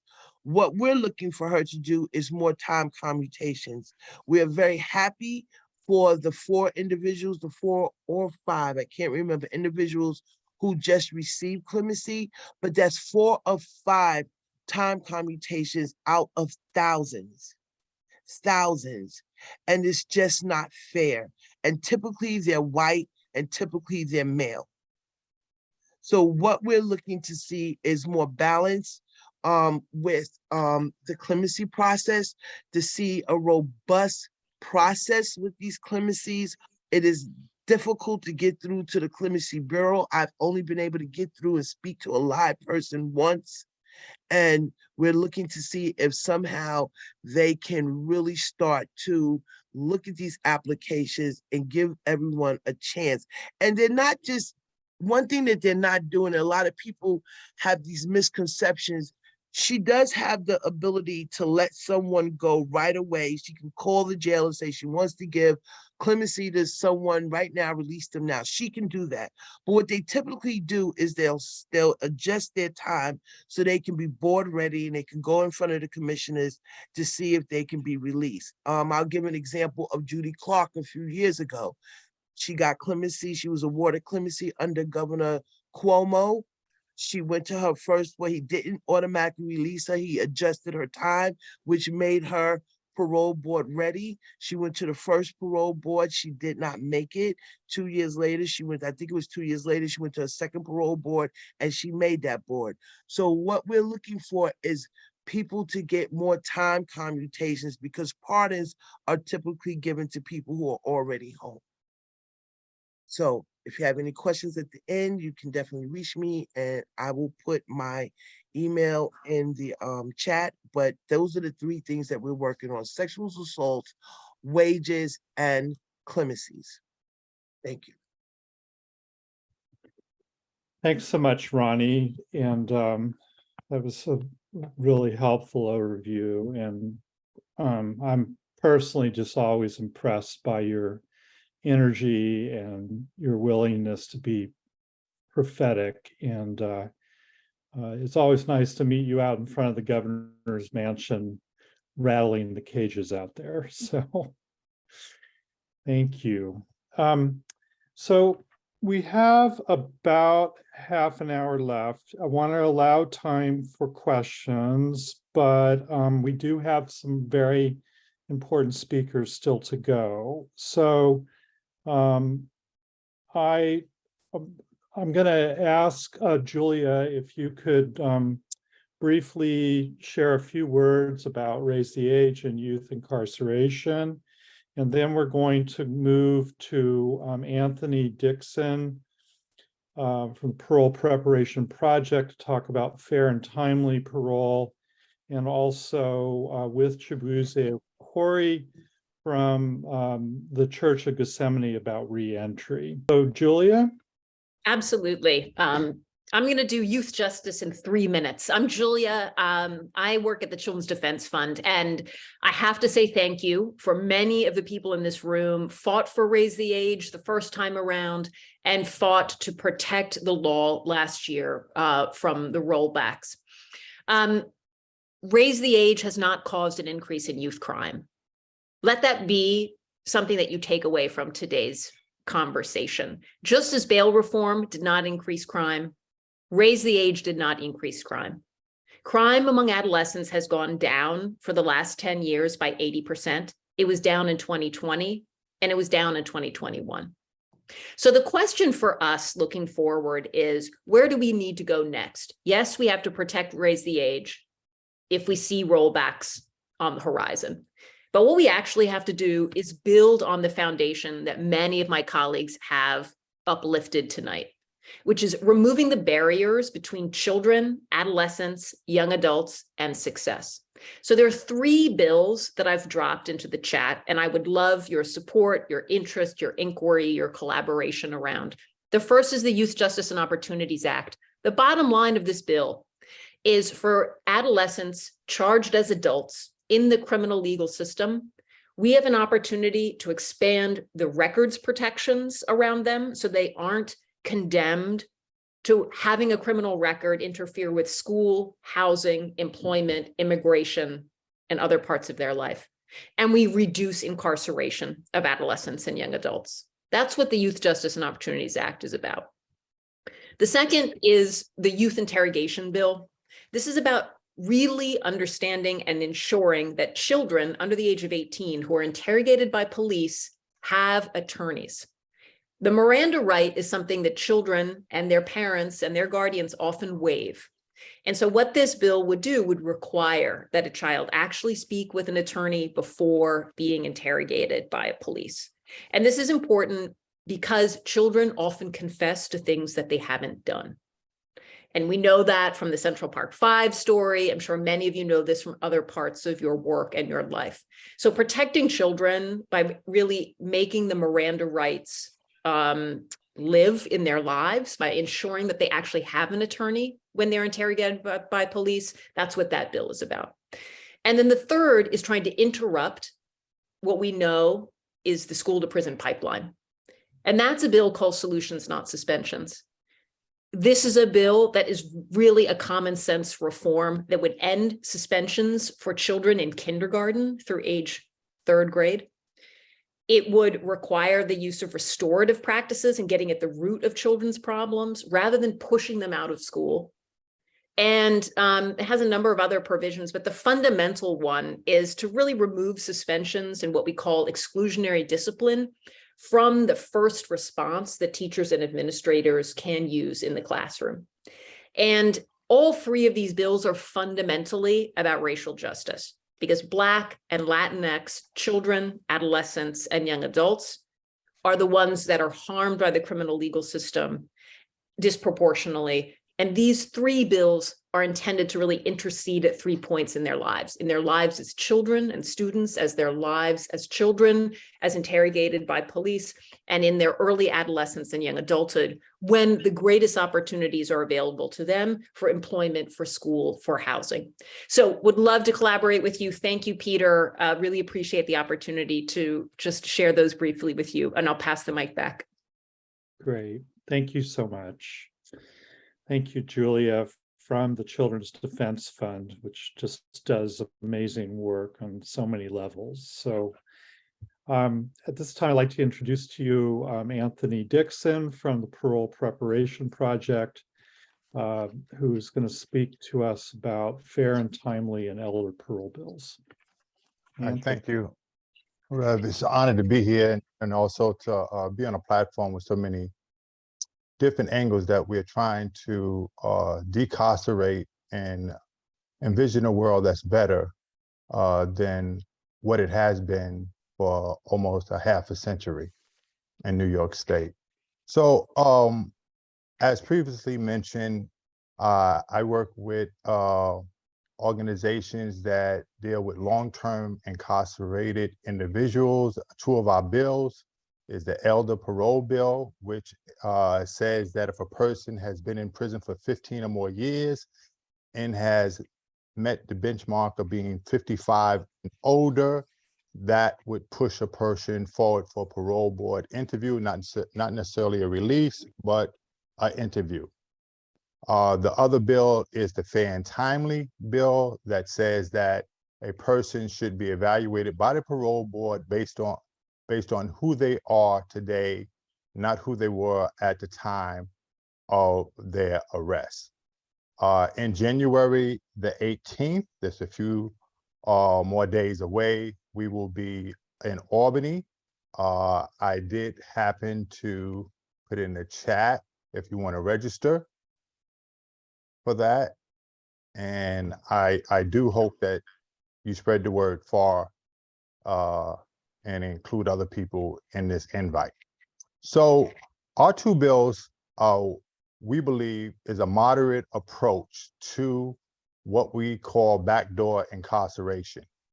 So I just want to contextualize also for a minute some of the things that we might be taking for granted.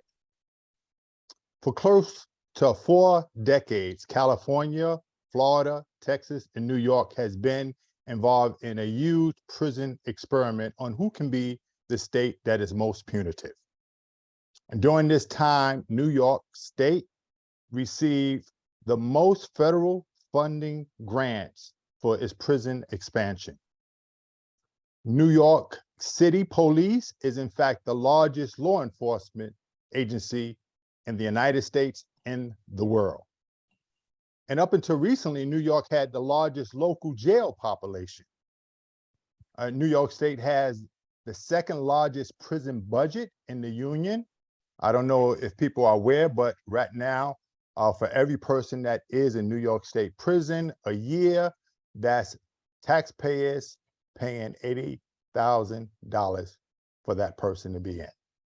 And when we look at elderly people, 50 and older, 55 and older, it costs New York taxpayers anywhere from $120,000 to $240,000 annually to keep that person in. New York has was one of the very last states in the union to raise the age. And it is also the state that houses people serving the longest prison sentences. We have one individual that's in New York State prison now that was in there from 1963. I say that with trepidation. He's been in that long and he's now 74 years old. New York State also has the third largest percentage of lifers across the country. Today, 1 out of every 3 individuals in New York State prison is Asian or elderly and serving a life sentence. By that scenario, we have on our watch a state that is one of the most punitive states in the union on our watch. So the organizations that have decided to make this a thrust to change what it has been for 40 years have did remarkable work in the last 4 years, and we're just about at the point now where these 2 bills will be passed. What we need is people power.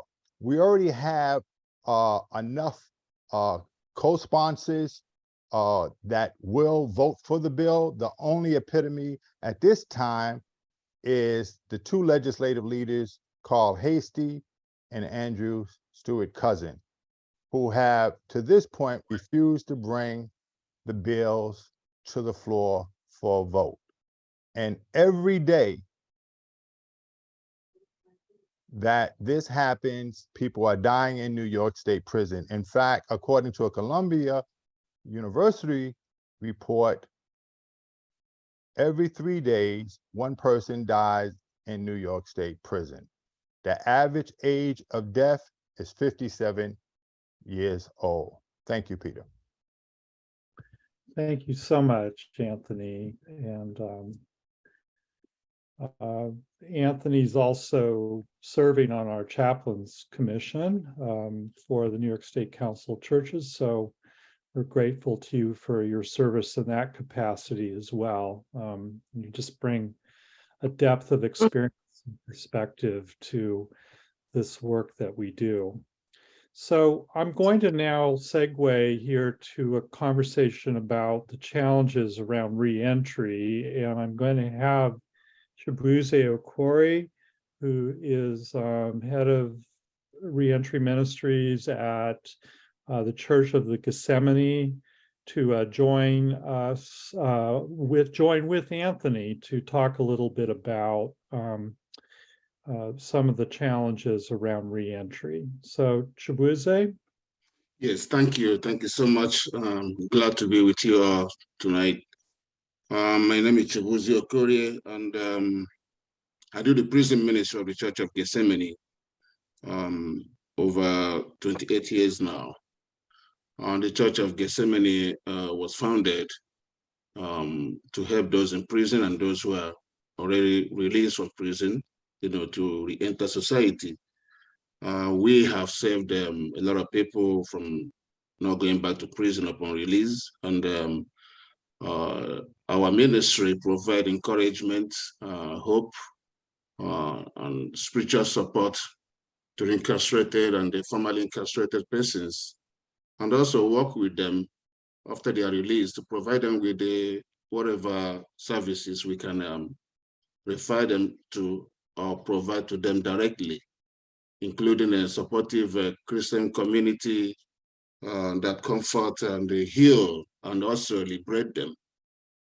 So when someone is released from prison, they still have a lot of trouble ahead of them. You got to encounter with the parole board and be able to find a job and housing. And a lot of people are released from prison with no likelihood of support from anyone, even including their family members. It's never easy for some, to re-enter successfully. The major two issues here I can identify tonight is mainly job and housing and job.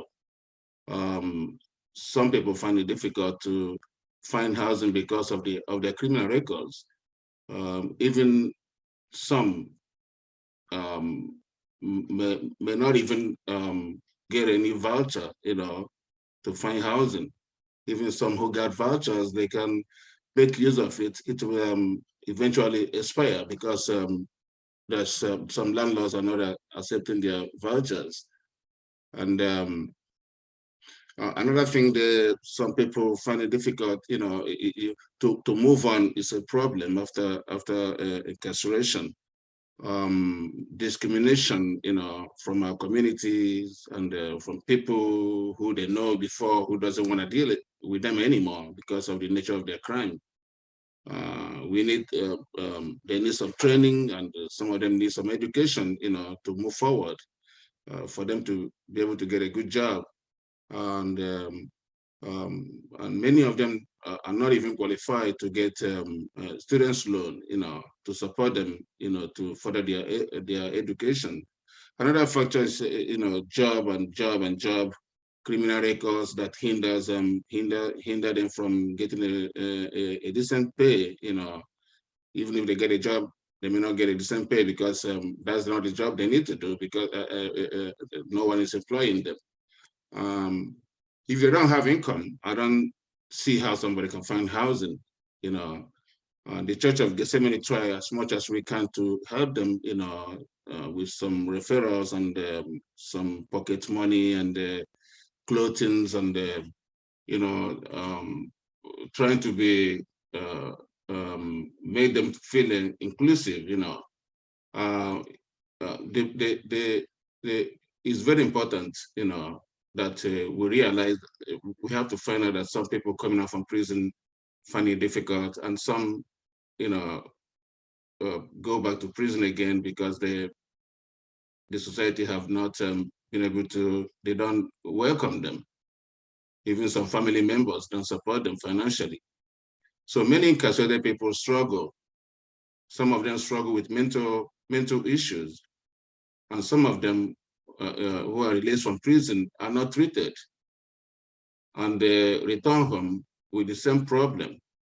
Mental health issues affect themselves, affect their families and their communities.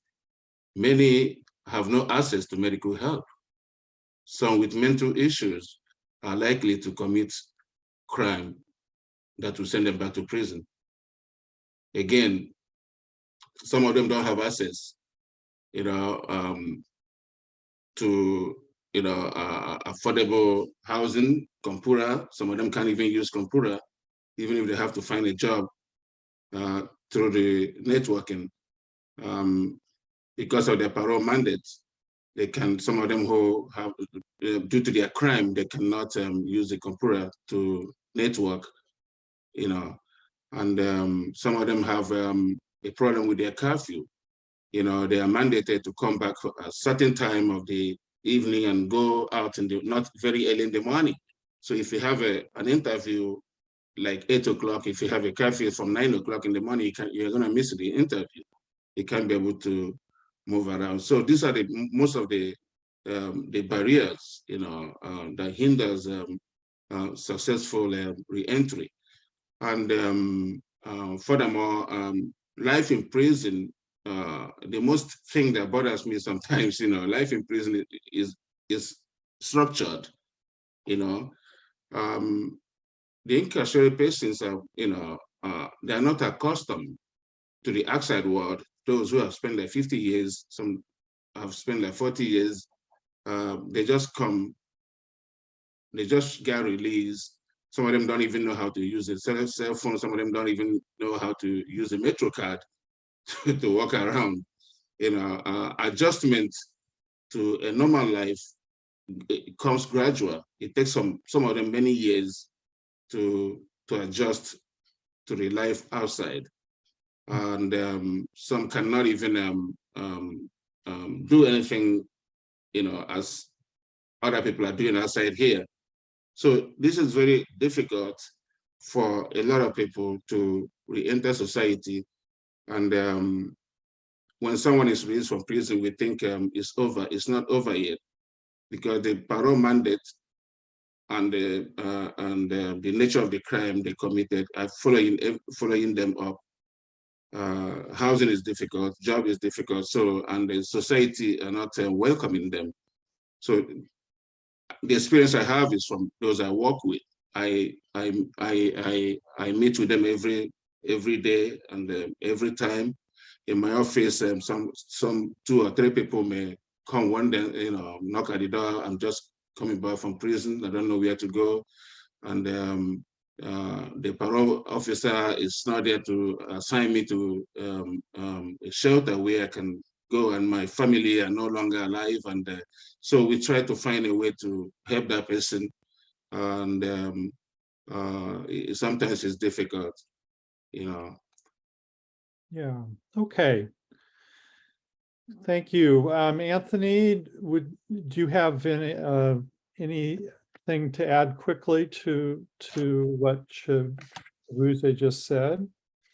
Yeah, I think he really did a great job. I would just add that for too long, Doc's solution has been to try to help a person once they get to their last 2 years of exiting out of prison.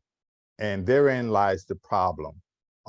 They teach that reentry start at the time of arrest, but there's really no concentration of help at the front door moving forward. There's no real game plan that DOC has. It's bankrupt. Nothing is working, is what some professionals are now saying, right?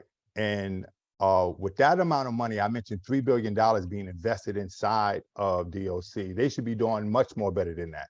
I think some of the solutions should be that the onus should be on DOC, not on parole officers, not on nonprofits afterwards, to refocus their energy on career planning and job placement at the beginning.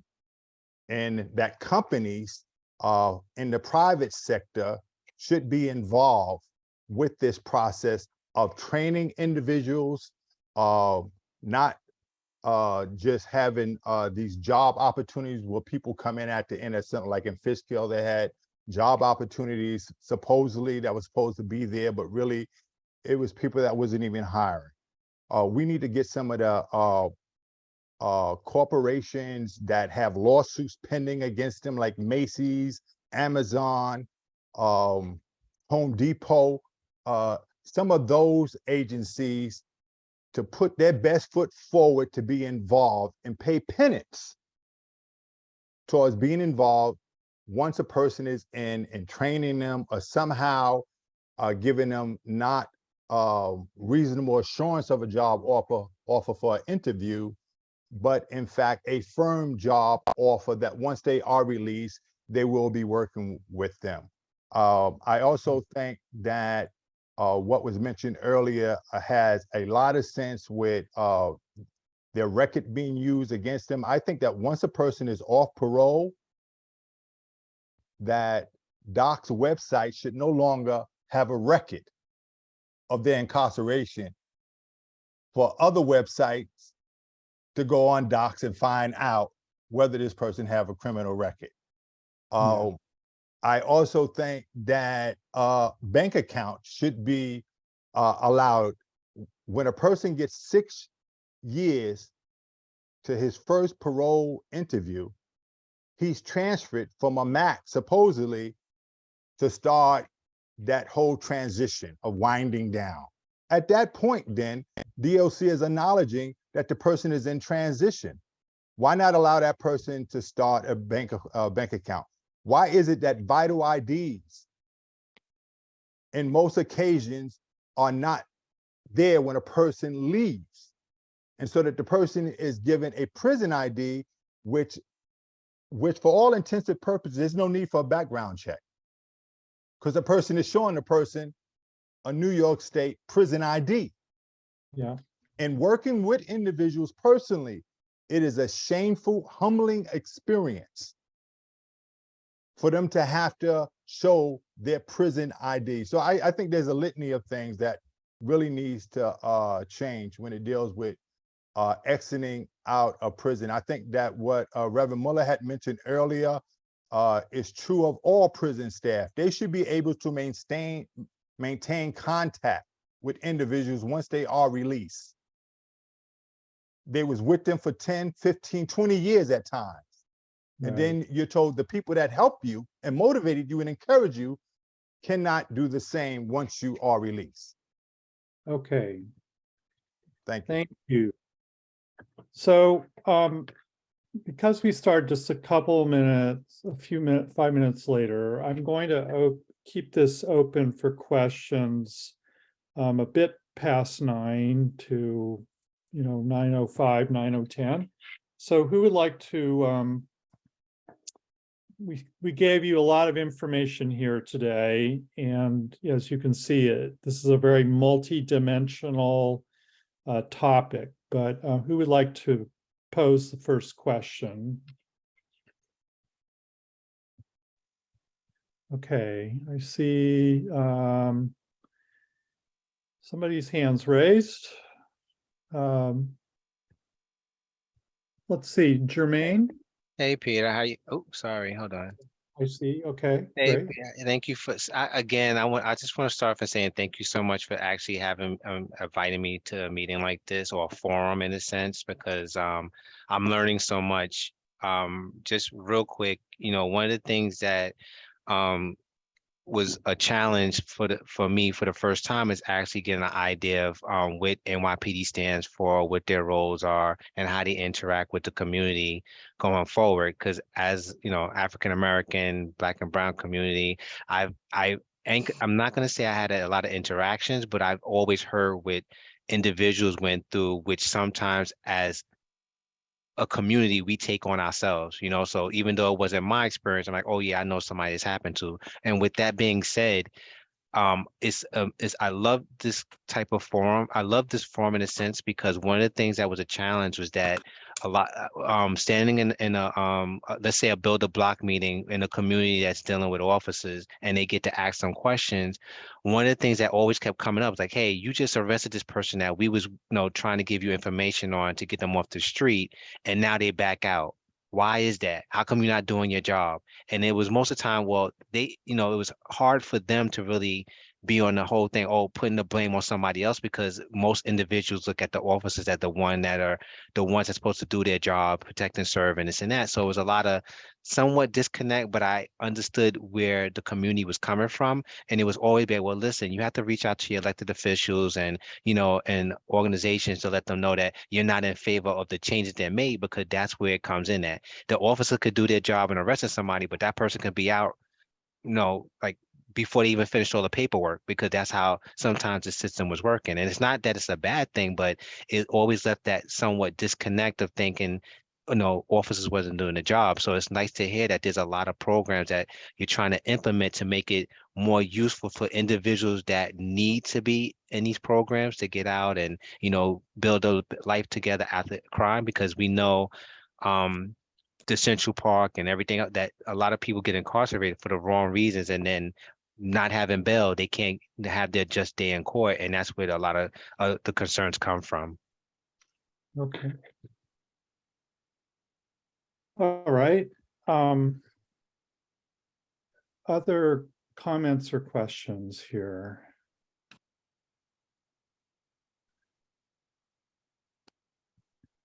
I see that Catherine Darcy had made an observation about unemployment. Catherine, would you be willing to verbalize that? Well, as I listened to last presentation, what we keep hearing about is that we have a worker shortage in the United States, and if indeed that is still true, I guess my question is, wouldn't it be in our state as well as national interest to be more encouraging to employ formerly incarcerated persons, men and women, who show they have the skills to do the job and are motivated to do the job. So you may want to respond to that. I will, because thank you. And this is Ronnie Mitchell again. And one of the things that's always bothered me, some of the women and men, I think it's Fishkill and maybe now Bedford, they work for DMV. I don't know if some of you realize one of the first voices you hear when you call DMV in the state of New York is an incarcerated individual. Those people will be working at these jobs for years. And when they come home, they can't work at the DMV. People doing jobs for years in culinary arts can't come home and get a job as a cook. It's a shame how many people are having life skills on the job training while incarcerated, but not being able to come home and monopolize on those skills that they learned that they've been on these jobs for years.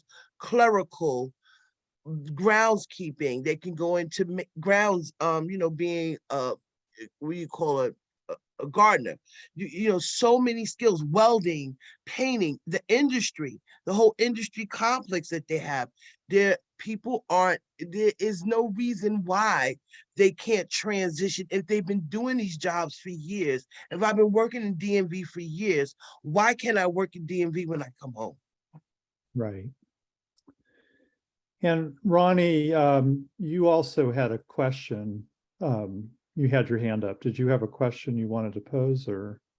It's funny because her question led right into what I wanted to say. So it all worked for the good. All right, great. Shauna Williamson, do you have a question you would like to? Thank you so much. With Ronnie and Catherine, that was a great question. However, sometimes like the other day, I met this guy who works at the Parks Department, and he's telling me about his job and the things that he does like and doesn't like. And he said, my son was a victim of, he was killed. And here's this guy on the job that's recently hired.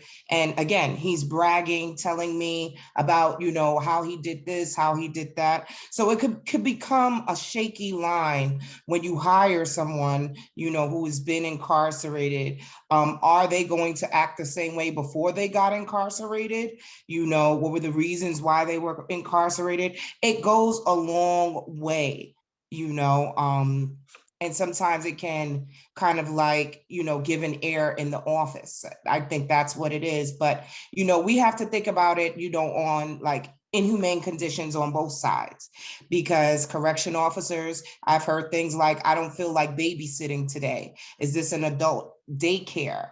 Things like that. So I think like with the correction officers and law enforcement, even attorneys, we have to take on a different role and say, this is a job, and I'm doing a job to live, not to badger somebody, not to make someone's life harder, you know, it goes on both ends. You know, Edwin in the beginning mentioned something about, you know, your religion has or, you know, where you're from has a lot to do with your religion and a lot of things, the way you conduct yourself, you know, as a whole. So we say with the recent migration, these migrants may not have had an orderly system Yeah. where they were from. So this can create controversy in our own law enforcement.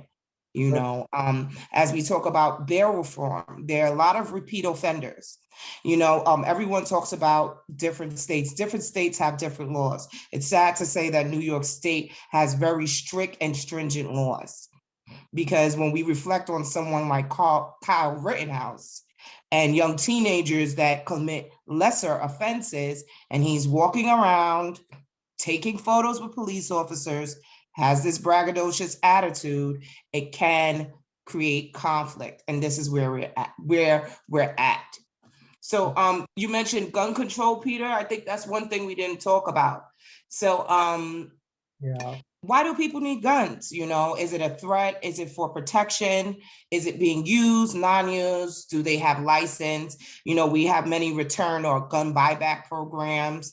You know, I think, you know, that really needs to be controlled and curtailed, you know, especially as it relates to juveniles. Okay. And there are a lot of things. I just wanted to know if anyone's, you know, thoughts on death row versus life in prison. Because as we reflect on, you could say, our religious sect, I'm Episcopalian. You know, how do we kind of mediate that? There are a lot of questions, you know, that I have as well as it pertains to incarceration and our criminal justice system. Because, you know, I have been a victim myself. I have friends who are victims, family members. So, you know, I'm from a victim's point of stand view as well. So, yeah, those are just some of my general concerns. You know, everyone deserves fair employment, but can we have work programs like You're Working for Freedom? Yeah. You know? Okay, I'm going to, there was a lot there, but I do have a couple other people I really want to let people ask questions. O'Neill Berry. Yeah, this is Neil. How you doing? I'm just on another line, so I can't show. But I was just concerned that the church itself is, when we talk about all these worldly things about, we know that oppression and racism is real. And it just boggles me how Christ talked about racism and oppression. It seems that when we have our conversations, we seem to be not trying to make people uncomfortable, you know, and people pointed out that, you know, the 13th Amendment, you talked about the numbers of Black and brown. So we have all the adequate things and conversations we need. But as a church or a body of church, it seems like, why are we so reluctant to talk about, you know, like the Pharisees and the Sadducees? Because that's what we're facing, is in these institutions and in these structures. So if we have more of that kind of conversations, because we already know all we have to do is use our voices, because the church is the voice. And if we don't stand up and talk about the oppression and the racism, then nobody else will. I wonder if Hakeem or Ed might have a response to that. Not to put you on the spot, but. Peter, I have something I want. Can you hear me? Yeah. Can you hear me? Yeah. Okay. Yeah. I wanted to, maybe not a direct response, but I think all of you ought to be aware there is a state law, New York State Correction Law number 146, that says every clergy person, imam, rabbi, a priest in charge of a congregation in the county has the same privilege as the governor. They can enter any jail or prison at pleasure. They don't even have to notify the prison that they're coming. What I'm recommending is you should try and get your local pastor to join with maybe 4 or 5 other clergy and go into the local county jail, the local state prison, and just walk around. You can. The law says you can go anywhere in the prison except a death house, and we don't have a death house in New York State anymore. You can go to the yard, the hospital, the visiting room. And there are several prisons where local clergy do this. I was aware of which prisons because, you know, when I was in central office, I knew which prisons allowed the, you know, not, they all have to allow the clergy, but there are some towns where the clergy walk in and out of the prison on a weekly basis freely. And Okay. you know, go ahead. No, well, I mean, I think that's helpful as a way to, you know, as Neil's point was, I think, trying to connect faith. And, you know, what's the, you know, the church often absents itself from working with the incarcerated and really maybe has some not so helpful ideas that are not very consistent with their faith about how to treat those who are incarcerated or who were previously incarcerated. So, By the way, the directive at the front gate of a state prison states very clearly in there, if any local clergy show up, they're to be admitted. And that the superintendent's to be notified, and they're to notify somebody in Albany that they have clergy visitors. okay. Can I add a little bit here? In the Church of Gethsemane, where I came from, and I work with the church and reach out to those in prison, we try to always go to other churches, you know, to speak about what we do and how they can get involved to join us to visit those in prison. And we have succeeded in doing, you know, getting other people join us to go to prison. So we speak out. And the thing is inclusiveness. People are not welcoming, as I said before. Our churches, most churches are not, they don't care who come from prison, who doesn't come from prison. You know, and people coming from prison need a home church.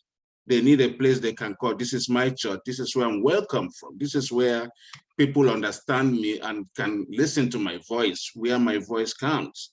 So in most of the churches we have out here, they don't do anything. So I will encourage some people, you know, meet your pastor, create some programs within the church that can reach out to those in prison. It helps them when they're coming back home. They know that they have somebody they're going to talk to. They have a pastor, they have church members that will welcome them back home. And this is exactly what we do in the Church of Gethsemane. Right. All right. Well, thank you, everybody. We're going to conclude our time here together. We could really go an hour more with this conversation, but There was one more hand. yeah, I see that. Let's take one more question. Hassan, could you? I see your hand up. What about Chuck? Oh, I see Hassan's name. Hassan, are you still there? Or? I could be very brief, you know. Okay. All right. I'd just like to address Ed referred to the pastors going extra mile. And I remember when I was on death row in New York in 1971 with 4 other men, Ed used to come around every week and visit us. And he would not only go the extra mile, he'd go the extra 10 miles. He would introduce people outside to us, educators, college people. He enrolled us in college courses while we were still on death row, connected us with resources outside of that little world we were living in. And I think it made a profound difference in all of our lives. You know? Wow. I went on to do 26 years and then 29 years on parole. And I was very blessed. You know, I taught at the university for 5 years, had many opportunities to make changes and tried to. Last night, speaking of Christ, the governor of Missouri, who says he has a passion for sports and for Christ, executed the first transgender person in the country. Yeah. And I'm wondering, I put it on his Facebook because I couldn't get through on the phone. I said, I thought Christ was about compassion and forgiveness. And so too should his followers be, not about killing people, you know? I mean, that's my sense of Christian behavior. You don't kill people for transgressions. Anyway, I want to commend Ed on his lifetime passion for prisoners and prisoners' rights and for safer communities. He's been a friend to, I remember once somebody was inside, came back to prison, and he said, well, I can't judge him, he's my friend, you know? He befriended hundreds and thousands of prisoners during his journey inside. Thank you, Ed. Hey, Chuck, you didn't mention our meeting on the river. On the river, yes. Yeah, my life raft's going down. Right. I met Chuck out on the Hudson River in my kayak, and he was on his raft. There you go. Well, maybe with that lovely image in mind and for those really thoughtful closing comments from Chuck, we're going to conclude our time together. This will be, this is recorded, and invite you to go back and refer to it, and it will be used as a basis for legislative ask. And also, you know, you're all on our newsletter. So, you know, we'll keep you apprised of ways in which you can lift your voice in the public square to try to shape public opinion and legislation. So our next seminar will be on immigration on January 17th. We look forward to having you for that seminar, and thank you, everyone. Thank you. Thank you. Thank you. Thank you.